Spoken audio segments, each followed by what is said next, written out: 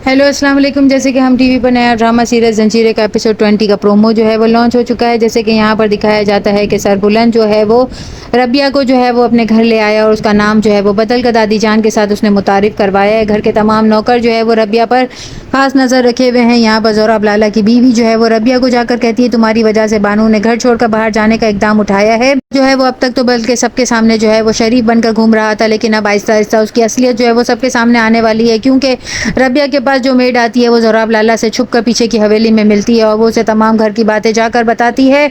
और यहाँ पर वो रबिया के मुतालिक भी उसे जाकर सब कुछ बताती है कि वो जो है आजकल सरबुलंद के बहुत करीब है, जिस पर वो कहता है कि मैं तो जो है वो शेरदिल से भी बहुत तंग आया हुआ था, उसे बड़ी मुश्किल से मैंने रास्ते से हटाया, तो सबने मिलकर सरबुलंद को जो है वो गाँव का बड़ा बना दिया। मैं उसे रास्ते से हटाना चाहूँ तो मैं अपनी बहन का सोच कर बैठ जाता हूँ कि मेरी बहन बानू से बहुत ज़्यादा मोहब्बत करती है, मैं कैसे उसे रास्ते से हटा सकता हूँ। जिस पर वो काम वाली कहती है आप फिक्र मत करें, कुछ ना कुछ बेहतर ज़रूर हो जाएगा। लेकिन यहाँ पर बानू जो है जब वो काम वाली के पीछे पीछे उस हवेली के पिछले हिस्से तक आती है तो वो ज़ोहराब लाला की तमाम बातें सुन लेती है और अंदर आ जाती है और फिर कहती है कि आप अभी के अभी बीजान के पास चलें और अपने मुंह से सब कुछ एतराफ़ करें। जिस पर जो है वो बंदूक की गोली जो है वो बानू को लग जाती है और ज़ोहराब लाला के हाथों से जो है वो बानू का कत्ल हो जाता है और वो दोनों मिलकर जो है उसे पहाड़ से नीचे फेंक देते हैं। दुपट्टा जो है वो पहाड़ों की चोटियों पर रह जाता है। सरबुलंद जो है वो उसे ढूंढने के लिए जब निकलता है तो उसका दुपट्टा खून से लथपथ मिलता है। वो घर आकर बीबी जान को दिखाता है और ज़ोहराब लाला जो है वो इस तरह का दिखावा करता है जैसे उसे अपनी बहन की मौत का बहुत सदमा है और वो उन कातिलों को ढूंढ रहा है जिसकी वजह से उसकी बहन मारी गई है। लेकिन यहाँ पर सरबुलंद को कुछ ऐसा ज़रूर खटका महसूस